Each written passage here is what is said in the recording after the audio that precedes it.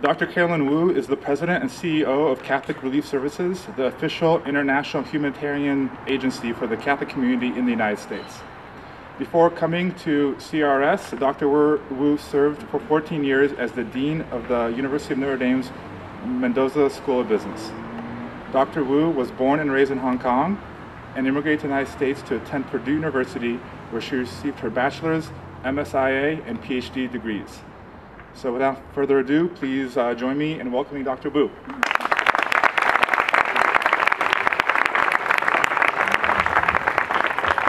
I just want to say thank you very much for all of you being here. What an exciting time. I want to give a special thanks to Christina Bax, who will also be my technology person, I think. I think I will need her in that chair doing good things.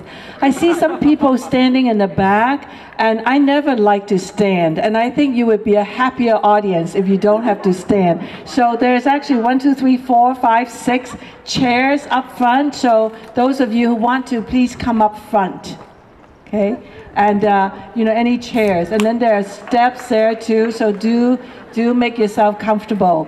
So as Carl, who is also a former student, said, I work for Catholic Relief Services. I'm going to just tell you a little bit about the work that we do, but the first thing I want to say is that Catholic Relief Services is not just an international relief organization. We do our work actually in your name. We are the official arm of the U.S. Catholic Church in terms of international relief and development. So we go to a lot of places, and I'll show you some. But in the places that we go, sometimes they can't even pronounce our name. They don't really know we're Catholic Relief Services. But they will know us as the U.S. Catholics. Right? So the work that we do, we actually do it in your name. And so I'm going to tell you about the work which is done in your name. Before I go any further, I know it's a little bit hard to see the projection because it's a bit light, but it's okay, we'll work through this. You see on the Catholic Relief Services, we just have 3 words: faith, action, results. This is going to be on our stationery. It's sort of our tagline. It stands for who we are. And that is the work that we do because of our faith. Because God tells us to do, because God gives us our work to do. It's really a tremendous privilege, basically, to carry on the work that Christ left us and to care for the people whom Christ entrusted to us. So all our work is driven by our faith. But faith requires action. As James said, faith without action is dead. Right? And so faith, action, and in the work that we do, it's not just good enough to do good work or to be good-hearted or just to do something. In the work that we do, our goal is really to make people's lives better in ways which are sustainable and in ways which really raise their dignity. And so that's who we are. We represent you out in the world as U.S. Catholics, and we are, about faith, action, and results. Just want to give you a sense, we are 71 years old. We were founded in World War II to bring refugees out of Eastern Europe. Today, we are still working with refugees. In fact, we now have work in Eastern Ukraine. Given some of the problems there, there are a lot of what we call internally displaced people. But we were founded by the bishops to bring help and bring assistance to refugees in Eastern Europe. And of course, that went to Asia. And then along the way, there is deep poverty in Africa, Latin America, and so on. So now we are 71 years old. We are actually part of the global church family. I mean, a lot of times you use the phrase global church and people don't really know exactly what that feels like. We do. In the 164 countries, the Catholic Church also has an agency like CRS. They're generally called Caritas. And a number of the Caritas we actually help establish, like the one in India. We are trying to help establish Caritas in Pakistan and in different places, actually. So there are 164 in this family of these big Caritas. But across the world, we actually work with 1,200 organizations who are partners. So we don't do our work on our own. We work with a lot of local organizations because in the end, you want the local people to own their work, which is part of the teaching of subsidiarity. Of the 1,200 organizations that we work with, about half of those are Catholic organizations. They're the Caritas on the ground, they're the Bishops' Conference, they are in the parishes, they may be the religious orders. So, you know, we are really very well connected with what we call the global church.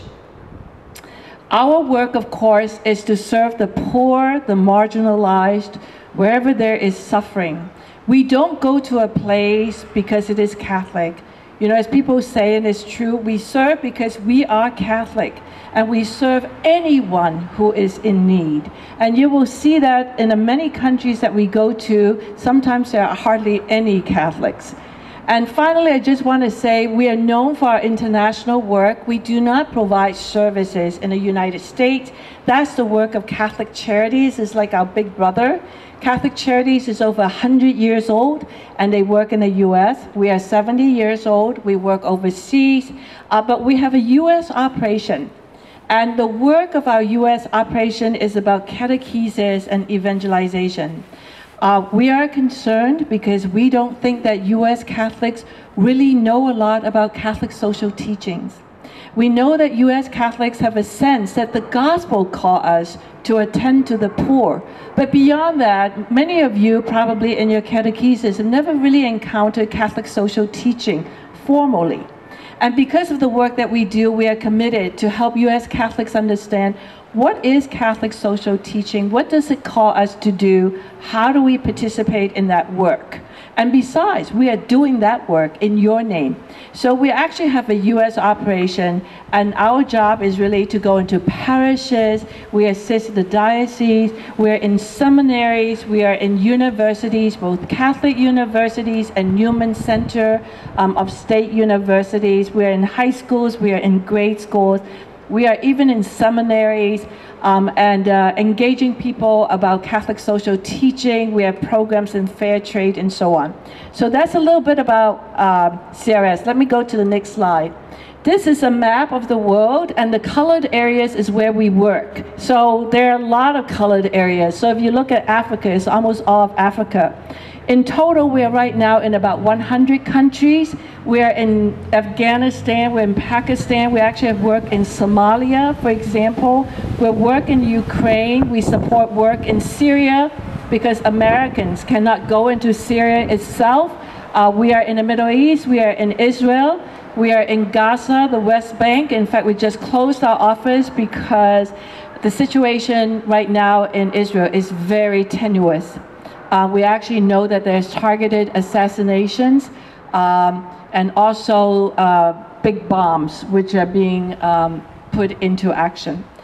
So we are in the Middle East, we're in Asia, we are in Latin America. So about 100 countries, we serve 100 million people a year in your name. About 1/3 of our work is still in emergency. You may not hear about it, but there are actually a lot of emergencies. So in the last few days, we have been working heavily on how we could raise the profile of South Sudan because we are anticipating a huge, huge famine this fall in South Sudan. So there are emergencies, you know, about Haiti, tsunami, Philippines, but there's also those other emergencies. 2/3 of our work is about development, which is how do you transform a community over the long run.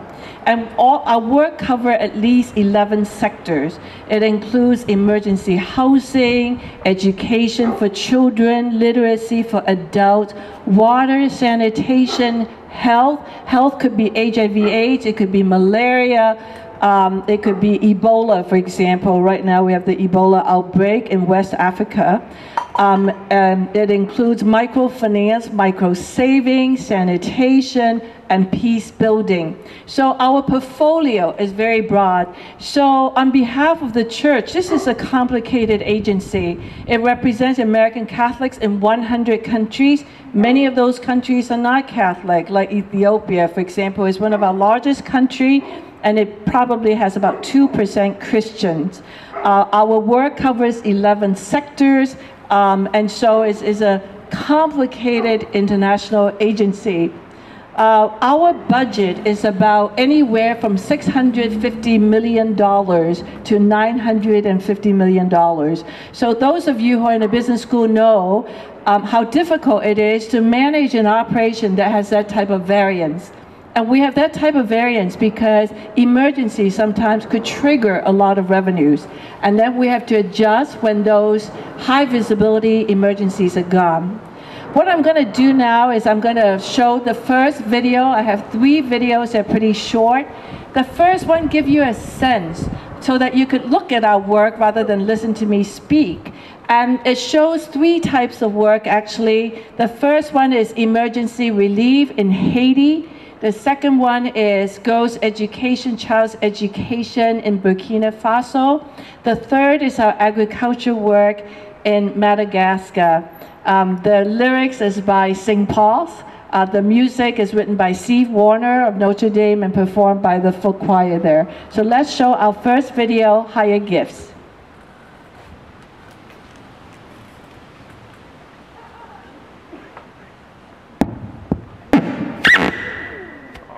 Sorry. It's to get people's attention. Yeah. Just wanted to make sure you were awake. Oh, no sound.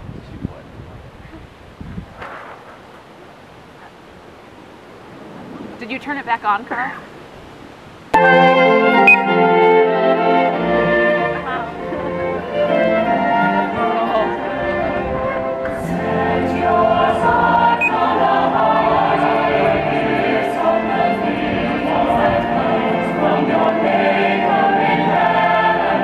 Is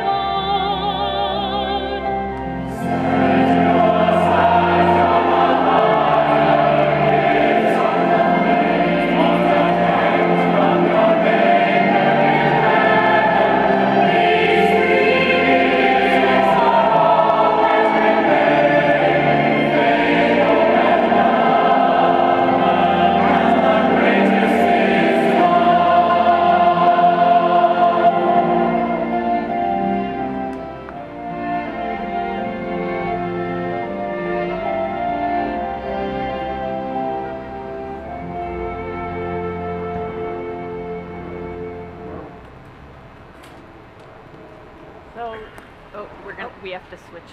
Sorry. We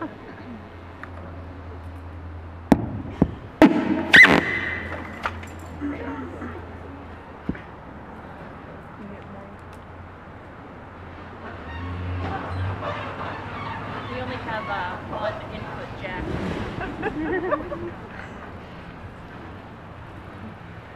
Give it a try. They were really good. No. No.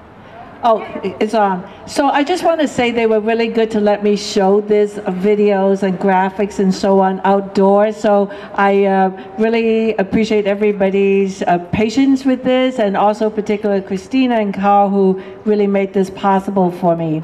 So I just want to say in that particular video, you get a sense, you know, people think that we work on misery. We actually work for joy. And you saw the happiness in people's face. And a lot of times you think about 100 million, it sounds like a number, but it is to remember that those are not numbers, they are people. And while I don't know each one of them individually, we actually do know them.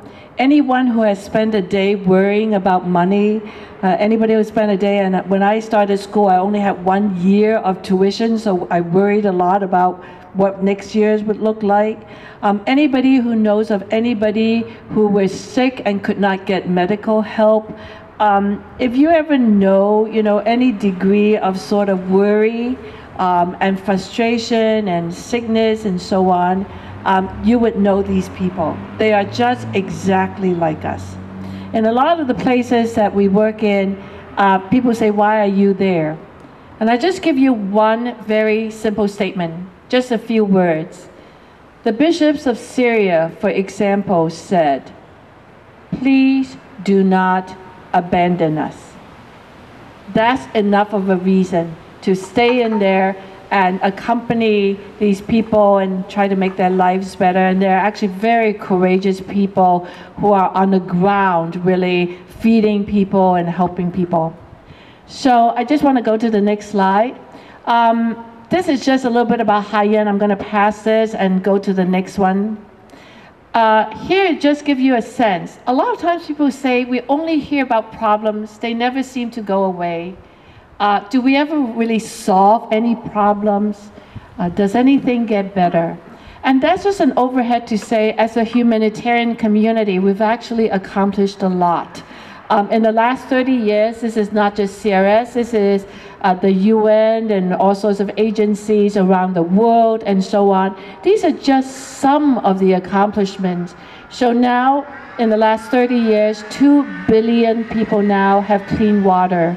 They didn't used to have clean water.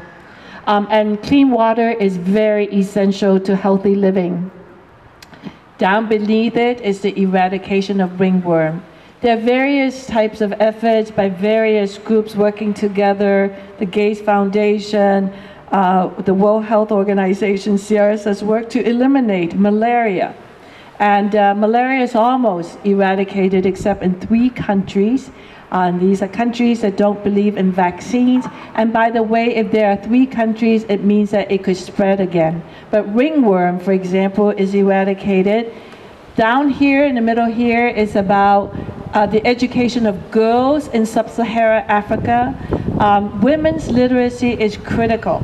In fact, of the UN's 15 major problems, there is an understanding that if you can solve the problem of women's education, you can solve most of the other problems. And the other problems relate to health, they relate to peace, they relate to trafficking, they relate to crime, they relate to epidemics. And actually, if you educate women, and that could become really the backbone of a family and of society. We now see in sub-Saharan Africa that 97% of girls have access to school. Now, it doesn't mean that they go. It doesn't mean that they could go every day. It doesn't mean that they go until they're 18 years old. But there's some basic literacy. So in the video that you saw a little girl learning to read and also being able to do arithmetic. She doesn't even have books. And she doesn't even have pen and paper. She just has a little slate. But based on that, there's the basic literacy that can happen. And finally, this is a very important goal on the right-hand side, is about HIV/AIDS transmission. So from all of the work that has been done in the last 20 years, A goal is zero trans. And so there are 12 million children who used to die every year before they turn 5. Now that number is 7 million. 7 million is not a small number, but we have reduced that death by 5 million. And it took a lot of work in terms of maternal health as well as child health. So those are some of the things that as a community we have done. I'm not going to go into this chart, but to show that the progress we have made around the world is not just a matter of food and it's not just a matter of health and education, but we also need improvements in governance. We also need governments which are transparent, where if there's a big dependence on oil, that oil revenue is really distributed in a fair way, in a transparent way. And some of those things up here is really to show the progress in different countries toward a more transparent, more accountable, and more fair society, and sometimes also embracing democracy. Next one. Here is to show we have made a lot of progress, but we are not done. And so actually, there is extensive poverty in the world. There's over 1 billion people who live on less than $1 a day, $1.25. Like, who cares about a dollar? I mean, I go to grade schools during Lent and talk to them about what $1 can buy. And, most said you can't buy a lot with $1. And I asked them, how much does a McDonald's meal cost? One with hamburgers, fries, and a drink. They said $5. And I said, $5, how many people do you think it could feed for 1 week? They have no idea. It could feed 5 people for 1 week. That's what $5 do. In some of the places that I go to, at the end of an event, they give me a chicken, a live chicken. And I actually don't know how to hold a live chicken. I'm always very nervous when it's that time. But a live chicken is 3 or 4 days of labor. It equates to 3 or 4 days of wages for a person, right? So we still have over 1 billion people who make less than $1.25 a day. We have 800 to 900 million people who go to bed hungry. And we also know poverty and violence go hand in hand, and it's also exacerbated by the fact when youth are unemployed. And so all of you now are reading about unaccompanied children crossing the border, and they come from the countries of Honduras, El Salvador, and Guatemala. And one of the driving factors, what we call a push factor, is extensive violence.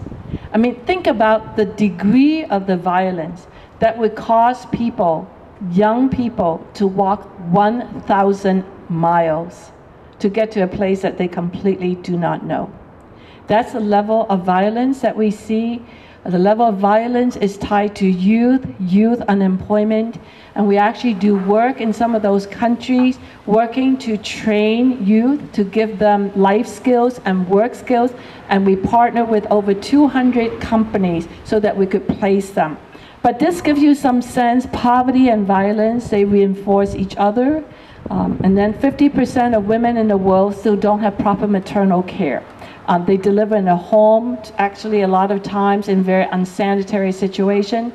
And of course, right now around the world, a major problem with trafficking and slave labor. We actually don't have good numbers about those because clearly people are not counting, they can't be found actually. So trafficking is an issue. So those are the type of problems that we deal with. And you can say it could be depressing. On the other hand, you could also say, these are the type of problems, I think, which are worthy of our intelligence, worthy of our efforts, worthy of our best thinking, and sometimes our best collaboration.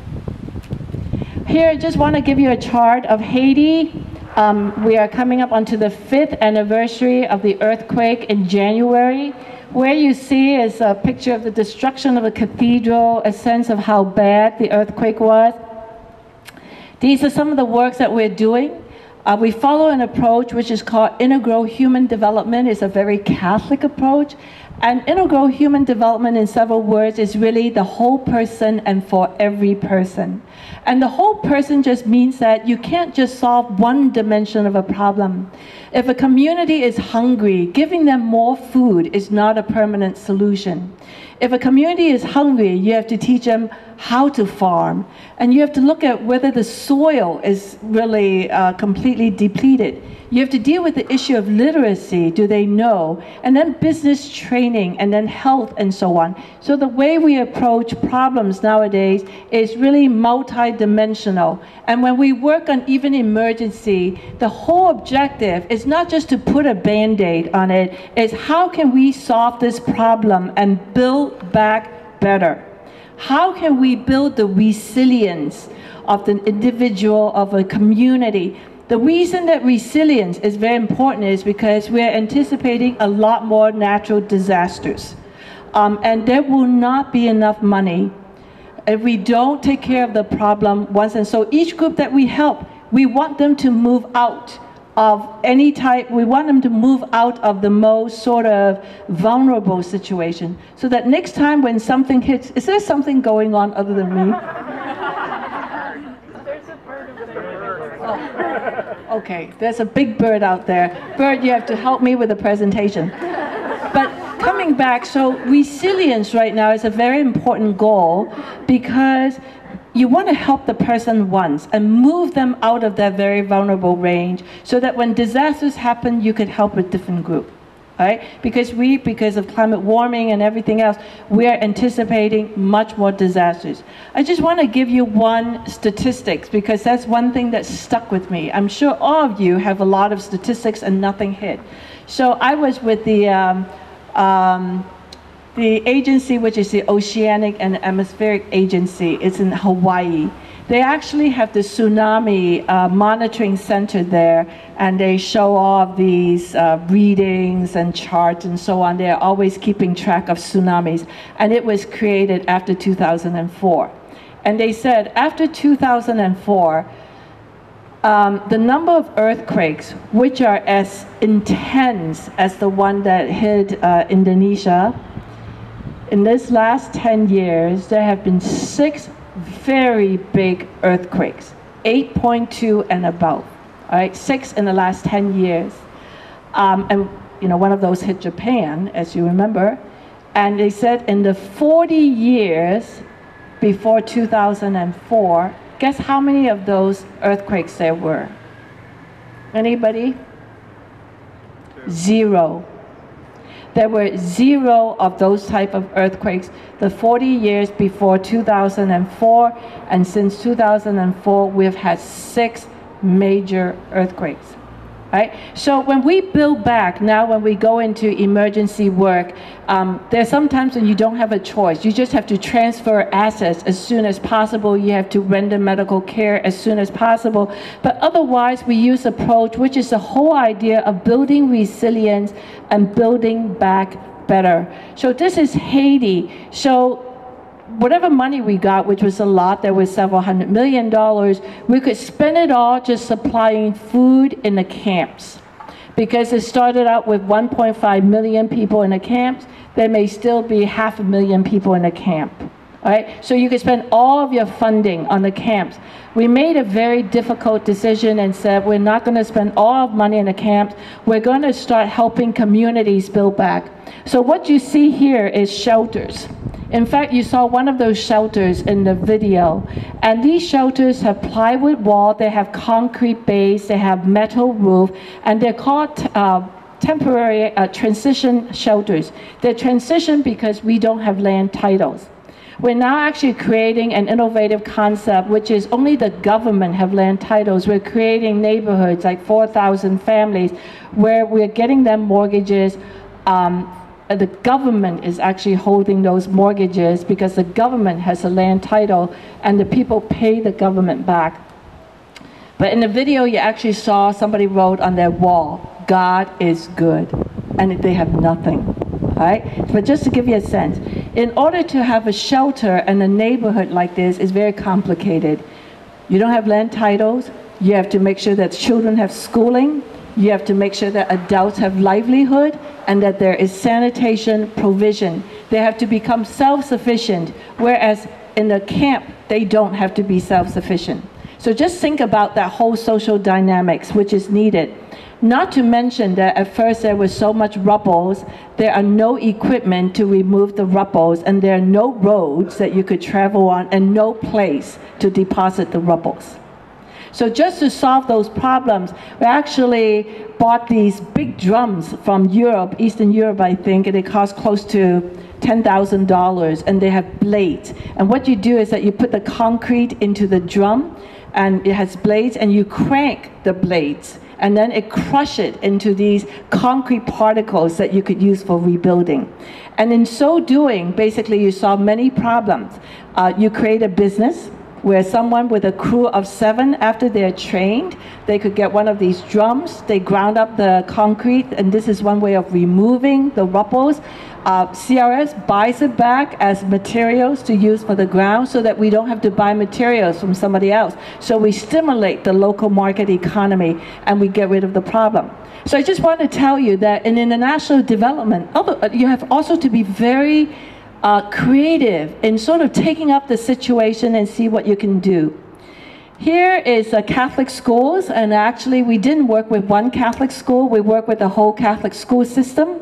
With the approval of the Haiti Bishops' Conference, we work with 2,000 schools. And this is what we did. We gave a contract, a grant to Notre Dame ACE. They sent researchers to look at every one of those schools. They took pictures, they recorded data, so that we now have a sense of the schools. Do they really work? How many grades do they have? How many students do they have? Do they really have teachers? Do they have a roof? Do they have chairs? And so we could now open up the whole database and able to assess what Catholic schools need. And so the CSC at Notre Dame, they have about 20 schools, so they have begun a fundraising project for their schools. We are working with the Catholic Church to be training teachers and parents for these schools. So here is taking on the whole Catholic school system. Here is a new hospital, it's a Catholic hospital. It was reduced to rubbles. There was only a morgue and an outpatient clinic. So we work with Catholic Health Association of the United States, which contributed money and also capabilities. And we also draw from the University of Notre Dame, Haiti, to train doctors and nurses. And this hospital will now become a teaching hospital. And because it's a teaching hospital, it got upgraded. Because it got upgraded, we now have a wing in there for rich people. This was a hospital for very poor people. And we're able to generate the revenues from the rich people to subsidize the operations for the poor people. So you have to think about sort of like, how do you create a solution that is more sustainable? There is our farming agriculture work relating here to mango and coffee. And the whole idea is that we cannot afford for farmers to basically operate at levels which are so poor that their produce cannot pay for their cost. And their produce are so poor, you know, that the quality is so poor, the quantity is inconsistent, so they cannot sell it into the market. And so here is again a whole transformation. It takes about 2 to 3 years to convert farms which are totally unproductive to farms which become productive. Right? And so we recently now, we have a contract with Walmart, for example, to work with small farmers in Central America. We have a grant and a contract from Ben & Jerry's to look at the sourcing of 5 commodities, sugar, vanilla, banana, cocoa, and coffee. And it's very important how large businesses buy from small farmers, because if they only buy from large farmers, these small farmers will go out of business, right? They will have nobody to sell to except these big consolidators, and they will be the ones who have to sell the land, and they become homeless, they become day laborers, and then they become the urban poor. They will just move into the urban city without any skills. And so we work with agriculture and finally capacity building of the communities there. About 5 to 10 minutes. Okay, I have 5 to 10 minutes. So I'm gonna show you the next video. Just go to the next slide. The next one. Oh, sorry. And then I'm going to show 2 videos. Here is just basically saying that the work that we do actually requires a lot of innovation. And I'm going to show you 2 videos. One video relates to how we did our HIV/AIDS work, which is a very big body of work. The next video, and each of them are pretty short, like 4 minutes. The next video is to show you how we use mobile phones to do our work. CRS is actually considered a leader in terms of how we use mobile devices and information technology to do development work. So I'm going to have those 2 videos. So hold on a second, we're going to unplug and plug.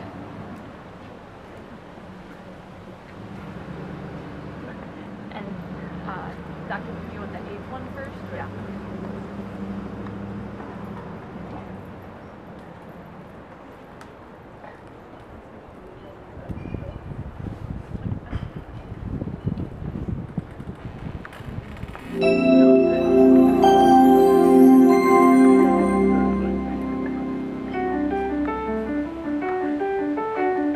They said it couldn't be done.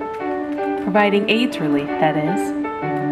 More than 34 million people worldwide are living with HIV, and almost 70% of them are in sub-Saharan Africa. But in the last decade, powerful new medications have made it possible for people infected with HIV to live long, healthy lives. These medicines are part of what's called antiretroviral therapy, or ART.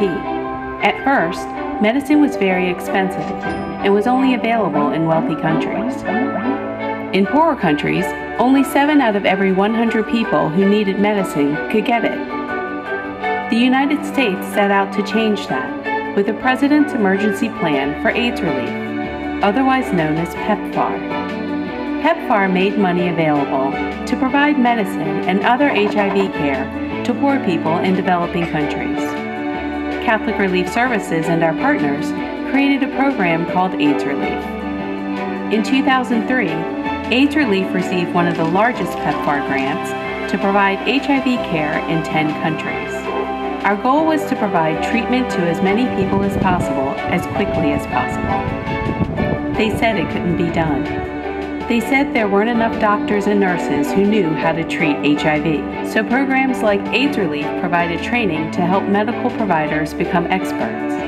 They said it would be too difficult to deliver the medicines to people in villages in remote areas. So we helped build strong supply chains.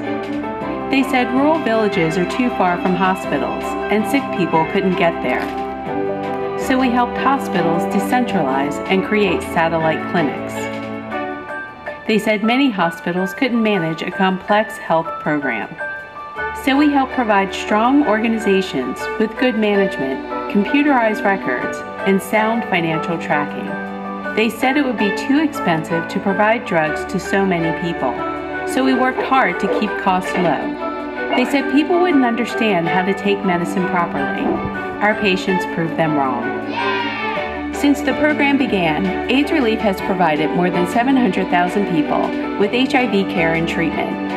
That's enough people to fill Wrigley Field almost 17 times. AIDS Relief and PEPFAR proved that HIV treatment is possible anywhere in the world. And now we're turning it over to strong local organizations that will continue this life-saving work. They said it couldn't be done. What will we do next?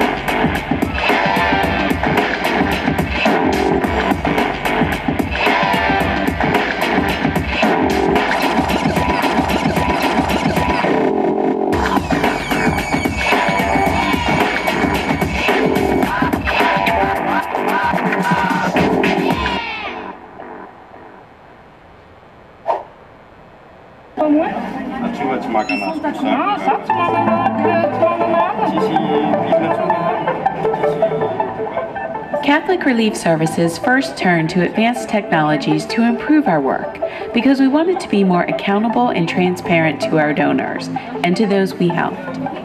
Over time, we realized that information and communication technologies not only helped us operate more effectively, but they were empowering the people we serve to become more independent, self-sufficient, and successful.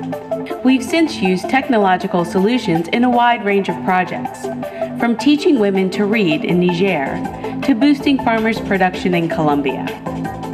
At the heart of our work is accessibility, the accessibility that communities have to mobile technology. 96% of all people worldwide have access to a mobile device. 89% are in the developing world, with 63% in Africa. Mobile phones have become more affordable and commonplace, even in remote rural areas. Put into the hands of the poorest and most vulnerable, they've become crucial to improving lives. Using a simple cellular telephone, farmers can now access the latest market information to help them get a fair price for their crops. Cash for Work recipients can receive funds through mobile banking, and pregnant women can be monitored by phone, as in this CRS project in Uttar Pradesh, India. Here, community health workers communicate vital messages to expectant mothers in an area that has one of the highest mortality rates of infants and women in childbirth. It's so useful. There are some things that I didn't know about, and it helps me give the right advice. Thanks to the checklist, for the first time ever, I've been told what to eat and when to rest.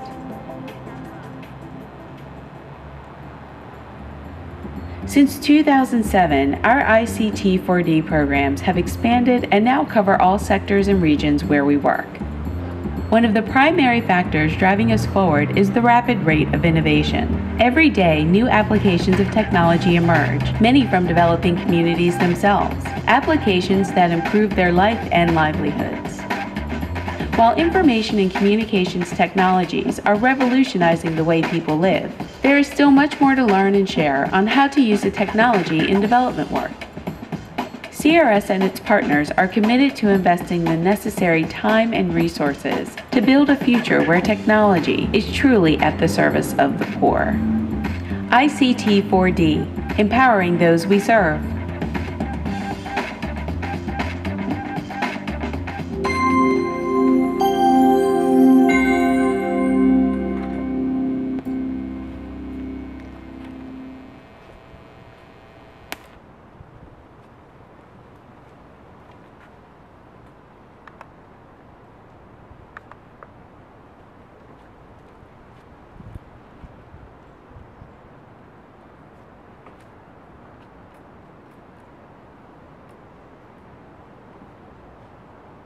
So I'm going to end, because this is your break, but I just have two things to say.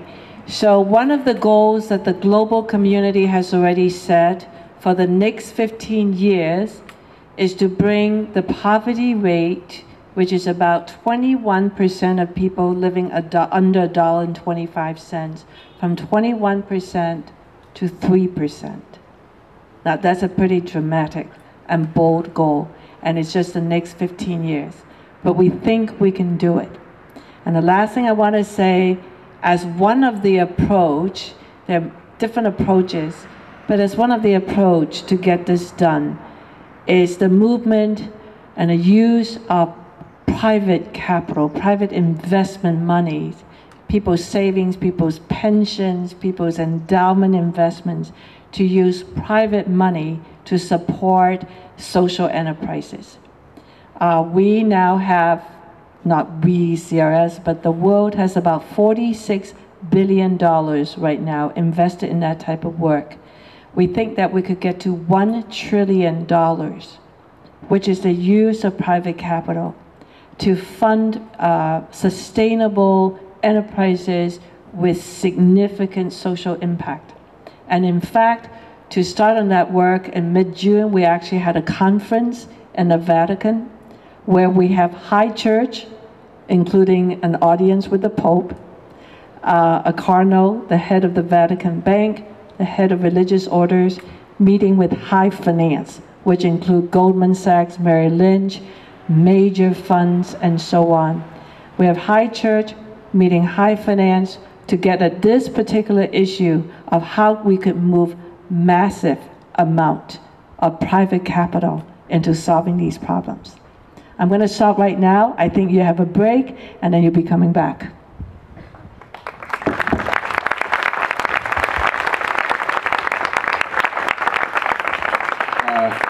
Thank you, Dr. Woo, for that informative presentation and for showing us how our Catholic faith helps influence the actions and response we take to global problems for effective result. Before we take a brief intermission, a few quick announcements. There are going to be index cards located at the podium. If you have any questions for Dr. Woo, she'll be answering those after the break. In light of our presentation today, please stop by our Christmas in July giving tree located in that main social area, kind of closer to the church. This summer we are supporting Saint Clare Academy in Umoja, Kenya. It's a primary school that services over 100 students. This is a school that's in very infant stages of development, and any kind of contribution that we make is going to make a profound impact on their ability to be effective. So please visit the Christmas tree to learn more about it and to select a paper ornament with your donation choice. And last thing, Tim Weisky, our hospitality chair, will now come up and tell you about some of the other great young adult events that we have going on here at St. Clement. I know I'm standing between you and your second beer, so I'll try to make it as quick as possible. But that said, we have a captive audience, so you get to put up with me. So I turned my shirt around. So the green shirts are all the volunteers. And since we have you here, for those of you who have been at Clement for a while, hopefully you know what the parish anchors are. And those of you for whom this is the first time here, it's our opportunity to share. So the parish anchor, firstly, St. Clement was martyred by anchor. That's why the anchor is a theme that's run throughout this parish. The anchors are a set of expectations that the parish has of its parishioners, and the parishioners should have of the parish. We've broken them into 5 categories. So that's why I've turned my shirt around, so hopefully you can see it. Anyway, pray, serve, give, learn, and belong. It's sort of pithy like the faith action results, and I was just thinking, to a certain extent, the reason that we pray, that we serve, that we give, and that we learn is so that hopefully from Clement perspective, you can feel like you have a place to belong here. And then more importantly, the result is that you feel like you belong more closely to Christ. Because that's what we're here as a church, local, universal as a Catholic church. So whether you're here for the first term or not, hopefully through St. Clement you feel like you can grow closer to Christ in relationship. Throughout these 6 weeks, we're going to highlight one of the anchors each week. And this week it's service, Catholic Relief Services. Service makes a lot of sense. So some of the activities that you can learn more about at the info tables between where you're sitting and the food and beer. For service in particular. So there's the Human Concerns Commission. So Rachel and Alan from the Human Concerns Commission are here and can answer more about that. A few events upcoming later this summer and in the fall. One in particular is a medical fair at our sister parish, Our Lady of Mercy. So if you in particular have a background in the medical field, it would be great if you can talk to Alan and Rachel. They can explain how you might be able to get involved and use your specific talents there. Also, Respect Life Committee. Once a month, we volunteer at Our Lady of Angels, a mission over on the west side in Humboldt Park. I have to remember my full list, so just one second.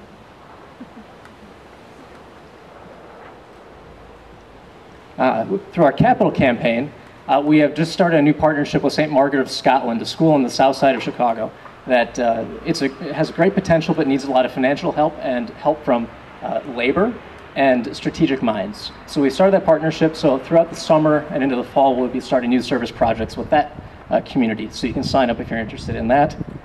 And finally, is once a year, if hopefully you participated, in April we have a large service day in which all members of the parish are sent out like a flash mob to go do service throughout the city of Chicago. So that's something that if you're not a member at Clement, you're committed to another parish, you can still get involved in that. So if you want to mark down at the info table that you'd like more information on that, we can email you in March and see if you might want to participate at that time. So we'll leave it there for now in terms of service activities. But check out the info tables, check out what's going on at Clement. If you're new here, welcome. If you're back, welcome again. So we'll let you go. How long is the break? 7 minutes. 7 minutes, so be speedy. Thank you.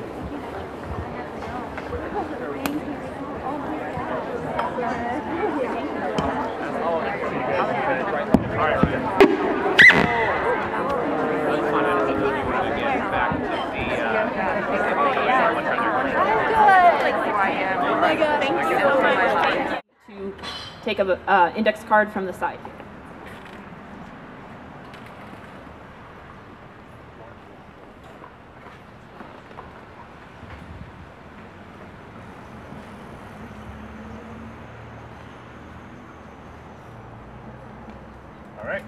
All right, first question. And just to mention, I forgot to mention this earlier, Dean Woo is also a very profound person of faith. So she welcomes questions not just in regards to the presentation she made today, but also in terms of how her own faith has shaped her decisions as Dean of the Mendoza School of Business and then transitioning to Catholic Relief Services. So this first question is appropriate. Could you share a bit about your own journey of faith? Well, you have to tell me in how many words, because it could go on and on. So, just very briefly, I was born in Hong Kong to parents who left China, they themselves as refugees, first because of World War II and then because of the Communist Revolution. So I was fifth in a family of six, and there are 6 children because my parents wanted 2 sons. As in a Chinese family, and fortunately the second son didn't come until there was a 6th child, so I'm grateful. But I grew up in a very traditional Chinese family, but I was enrolled in a Catholic school. It was the most wonderful Catholic school, Mary and all sister schools, and they are missionaries from America. So it's an irony that I'm now back I'm in America, I'm in the US, representing the church when I was educated by missionary sisters from the US. I went to Purdue with only 1 year of tuition, and Carr said I'm a person of faith. That's because I've had many situations where I didn't know how to take the next step. You know, you can only go so far, and you know, you don't have a boat and there's a big river and you just pray really hard. So I think that being in situations where you didn't have all the answers, you didn't have all the resources, and prayer somehow led to something that led to some other thing. And then in the end, I just feel like my life is very, very blessed. The church took me in from day one, the Newman Center there. And there I also met my husband, who is the most wonderful man. We have 2 sons, and one of them is here tonight, actually. And so I think it's a journey of recognizing so many blessings in our life. And also, you know, at times when you feel like you're carrying all your burdens alone, that it all depended on you. Well, if you look back, you know, and I'm older than most of you, to know that no, it didn't all depend on me. It may feel like that way, but that God was all along. So I think that was that, and Purdue was my home. I became a faculty member. I loved it so much, but then Notre Dame came calling, and I didn't want to leave. There was no reason to go to Notre Dame for me. But one day I went to Mass, and when I came out of Mass, it was very clear that I should go to Notre Dame. And then Notre Dame led to Catholic Relief Services, and that was a hard move because I didn't know anything about international development. My first few months, I carried a map of Africa with me everywhere. So why would a person do that? And I think that I always worked for security, and giving up tenure was just nothing that I would ever imagine myself doing. Because you work very hard to get tenure, and people don't give up tenure. And I think giving up tenure was one of the most freeing experience. And to go do this work, again, is to recognize that God is in our lives, looks after us, and this is such a privilege to do this work. Next question. It's sometimes very difficult to see such poverty and then return to our normal lives. What is one concrete way we can simplify our lives and be in solidarity with the poor in addition to our charitable donations? Just 2 words: buy less.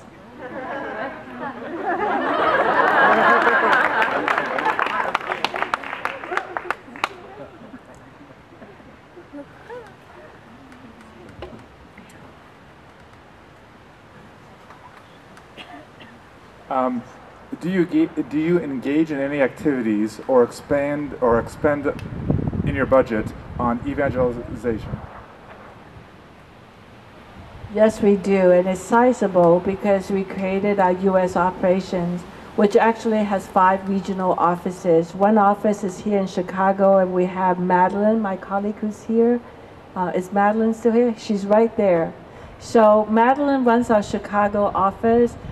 There are 5 people or so in the office. It covers about 15 states or so, and each one of our colleagues is out reaching out to parishes, to the diocese. Somebody sitting next to me had a CRS Fair Trade bag, so Fair Trade is part of our programs. We work with universities and high schools, grade schools, and so on. So we invest in our staff, and we develop a lot of resources. So the CRS Rice Bowl, for those of you who take a Rice Bowl, you will notice that in the last 2 years, it has changed a lot. In fact, the last year we have an app for our Rice Bowl, and our Rice Bowl materials now is developed to the point where you could be a child, you'll be part of a family, you'll find it relevant, and you could be in college, and you will find the app to be very relevant. We're trying to develop confirmation resources in Spanish because we find that the church is lacking catechetical materials for confirmation. So we actually do quite a lot in terms of that whole catechesis and evangelization of Americans. We have 2 aspirations in our strategy work. One aspiration is to serve 150 million people overseas, and the other is to evangelize 10 million Americans deeply. Sorry, I've got one quick announcement before our next question. If you're on the volunteer cleanup crew, please meet Kim at that tree right behind the middle aisle. So next question. Though CRS works internationally, many of the lessons and strategies used are applicable to a city and even local level. What do you think are the most important lessons of capacity building for us as local Catholics in Chicago? I would say about 3 points. The first one, to serve a community, you have to respect the community. What that means is that you have to invest in the community. You cannot just become people who say, you know, I have a solution. I know what is a better way to do work. Come listen to me, or this is the way you should do it. In the communities we work with, we develop a relationship. We are very, very humble. We gather the elders and the people of those communities. We listen to them. We ask them and say, you know, what are your needs? I have sat with Afghanistan tribal leaders to listen to what they want when it comes to different things. So one is to really belong to the community, to be at the same level of the community, to really deeply respect them and know that they have something to teach you. That's the first thing. The second thing is that every community is unique. So you have to customize your solutions. If you listen hard enough, you will know what part of your plan would work, what part of your plan would not work. So for example, the Haiti rubble situation is a very good example of a very unique situation, and we have to find ways to deal with that. And so every community that you go to, you have to customize. And because if you listen enough and if you care enough, you will be able to do that. I was just recently with a very wealthy person who took a completely customized vacation to France and to England. And it's one of those vacation packages which is specially designed for him and his family. And nowadays, the term for that, instead of calling it luxury vacation, is called bespoke. Bespoke is really the English word for tailored. You know, highly tailored clothes are called bespoke tailors. And often it occurs to me that our work for the poor also need to be bespoke. which is customized to them. No template, anything. So that's the second thing I want to talk about. The third is really getting at solutions which are sustainable and systemic takes a lot of time. For example, if we are working on a well project, water project in Afghanistan, the well can be dug in 1 day. However, it takes us about 6 months to do one of these projects. The US government actually asked us whether we could double or quadruple our rate of work, and the answer is no. And the reason is that it takes 1 day to dig a well, but it takes a long time to train people. How will you maintain the well if it is broken? Who's trained up to do that? How will you solve problems related to the well? For example, where should we put the taps? Because we cannot put the taps at everybody's house. So what is a fair way without creating more conflict in terms of where you put a well? If there is a big storage tank at the top of the hill, the people who are closest to the storage tank will get the most runoff and will have the most fertile garden. What about the other people? So the whole social dynamics of something as simple in technology as a well actually take many months, in this case 6 months, to work through the whole issue. But this is also because we respect the community. We don't want to our job is not done just because we have a well. Our job is not done just because we have a school. It is exactly as complicated to have a school. So to build a school building is about 1 week. To have a school is about 6 months. Because then you have to deal with the whole idea of what is the curricula, and what does the government say? What does the local faith leader say? A lot of these are imams. So what type of religious education do they want for their children? Who will be the teacher? Who will pay the teacher? Will girls get to go to school? All right?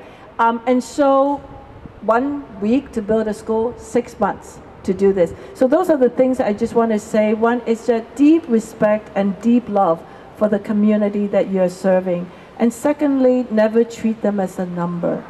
A bespoke service to them. But the third thing is to think about what is the final outcome, and the final outcome is not a well or a school. It's a working well, it's a working school. You ended talking about leveraging private capital to fund sustainable enterprises in the future. But can you speak about CRS's current donor base? How are you funded? So I mentioned we are operating at between $650 million to $950 million. About 60% of our funding comes from the US government. About another 20 to 25% comes from big foundations or other what we call multilateral institutions. So the Gates Foundation, the Buffett Foundation, the United Nations, the World Bank, and so on, the British government, the European government. So 85% of our funding comes from some type of competitive grant. 15% of our funding comes from some type of donations from the US Catholics, actually, from big gift to parish gifts. So actually 15% is not a small number. Because if it is $700 million, that would be $105 million collected from this country. The fact that 85% of our funding comes from grants means that we have to be very competitive. We have to win our grants. There's nobody who give us allocations and money just because we are good-hearted. And that's why you see so much innovation in our work. And for me, it's very important. I mean, I was the dean of a business school. I believe in innovation anyway. I also believe that the poor deserve our very best because the poor doesn't have many people showing up. And if we have won the privilege of serving the poor, we got to bring our best thinking to the problems, right? So, but the fact that 85% of our money comes from competition, some type of competitive grant. We have PhDs on the other side of us evaluating our proposals, evaluating our track record as to whether we have delivered or not. And so that's our funding model. And also, we want to be very proud. I mean, honestly, the Catholics are not known for innovation. Although, in the history of the Catholic Church, we're actually extremely innovative. So those of you who are accountants, you don't know that double entry accounting was actually created by the Catholic Church. So the Church along the ways have been very innovative, but currently we are just known for what we won't do, what we don't do. At best, we come off as a group of good-hearted people who have strong faith. But have you ever heard of people talking about the Catholics are really at the edge of innovation? At best, we are thought of as really good quality education, good quality medical services, but anything that is cool is just not the church. All right? And that just really drives me nuts, because I look at it and I said, it's not true. And we have to stand up to show people that our faith actually lead us to give our very best, and that very best included a lot of creativity.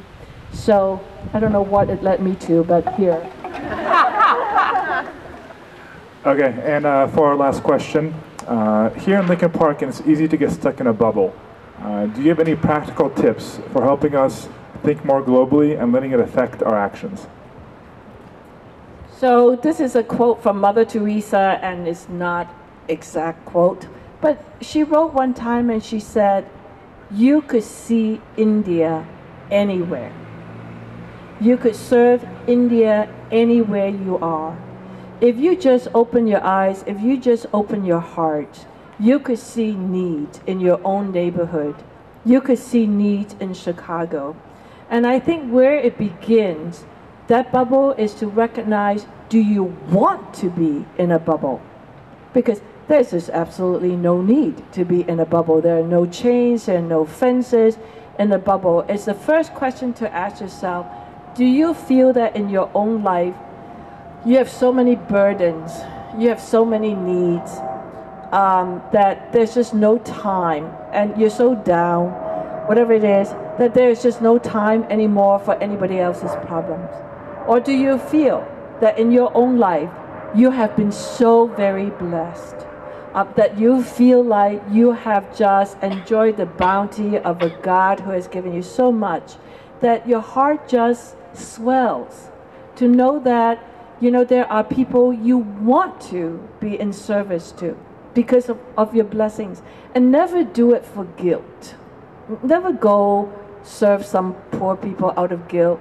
I forgot who it was that says the poor people don't really need your guilt trip, right? But serve people because you feel like you're part of a family. And in that family, you have certain gifts, you have certain blessings that you want to give to other people. And it doesn't matter where you don't have to go to India, you could see it here. So I just want to say the first thing for any person of faith really is, do you believe in the blessings? Do you believe in your blessings? Do you trust God? I think that's all it is. And I think when I had to get to the point where I gave up tenure, it was the same conversation with myself. Do you feel like you've been blessed? Do you feel like you have enough? Do you feel like you could give up tenure and go on a journey with God rather than go on a journey with tenure? And I think that that is exactly the conversation, is to look at your life and do you feel so self-preoccupied with whatever it is, that there is no more space, no more real room for other people. And just to say, I think it starts with prayer. I think that if you can cultivate a habit where every morning, just even for 10 minutes, you could think about sort of how God is so very real in your life. And I think then therefore God will lead you to see other people and feel for other people. And by the way, one last quote that I just recently read, and it touched me deeply because of the work that we do, is, you know, that our journey of faith calls us to really try to cultivate a love of other people. And the last thing we want to is to allow people to become mortal enemies. And that's very real to me because we work in many places where people are mortal enemies to each other. And you just wonder, how can that happen? How did that happen? But these are, first of all, I think, personal journeys.